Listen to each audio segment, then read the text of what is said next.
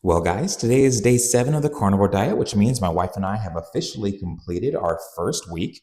Meal number 1 was a prime ribeye from Costco with slabs of butter on top, accompanied by my Applewood smoked thick cut bacon that we also get from Costco.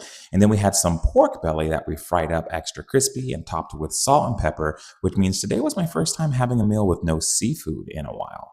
Meal number 2, I had another prime ribeye from Costco along with 3 scrambled eggs, all of which we topped with butter. And then I treated myself to a little bit of marinated Korean short rib as a treat for making it to 1 week. And it was the highlight of my day. For my wife's one meal of the day, she had a prime ribeye from Costco along with a piece of leftover bacon and a lot of leftover sausage. And then she also treated herself to marinated Korean meat, but she did spicy pork and she loved it.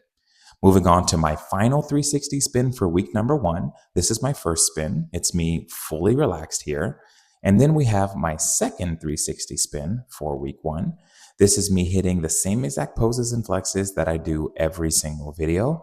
And I am really excited to see the side by side with day 1, which will be on my 1 week recap video on my YouTube. I did have my lowest weigh-in of the week today, which was 292.7 pounds. And here are my updated stats according to my smart scale.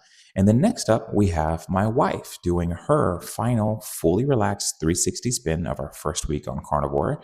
She also had her lowest weigh-in yet at 154.5 pounds. And here are her updated stats according to that same smart scale. We are so glad to have our first week of the carnivore diet completed, and we're even more glad that we did not cheat despite multiple social outings. Week 1, I dropped 6.4 pounds. So I went from a highest weigh-in of 299.1 to where I am here day 7 at 292.7.